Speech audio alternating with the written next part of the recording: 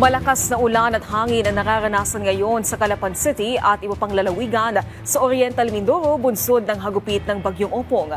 Pagtitiyak naman ng mga lokal na pamahalaan, handa sila sa epekto ng bagyo. Si Joshua Sugay sa detalye. Batay sa pinakahuling ulat ng Provincial Disaster Risk and Reduction Management Office, kasalukuyan nakararanas ang lungsod ng Calapan ng malakas na pag-ulan, maging iba pang bayan ng lalawigan.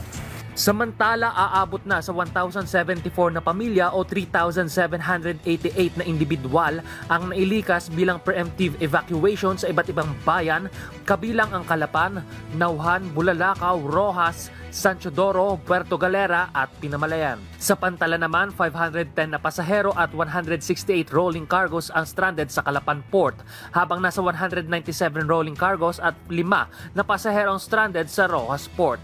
Kanselado pa rin ang lahat ng biyahe sa mga pantalan sa buong lalawigan. Bilang tugon, nagsagawa ng repacking ng family food packs ang Provincial Social Welfare and Development Office kasama ang PDRRMO at Philippine Coast Guard. Ito ay bilang bahagi ng preposition goods na agad ipapamahagi sa mga maapektuhang pamilya.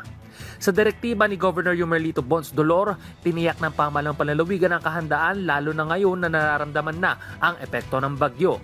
Kasabay nito, naglaan din ang Department of Social Welfare and Development Mimaropa ng mahigit 111 million pesos bilang dagdag na tulong para sa 5 probinsya ng rehiyon. Para sa mga susunod na ulat, manatiling nakaantabay sa mga abiso ng Pag-asa at ng inyong lokal na pamahalaan. At yan muna ang pinakahuli dito sa Oriental Mindoro, Joshua Sugay ng PIA Mimaropa para sa Integrated State Media.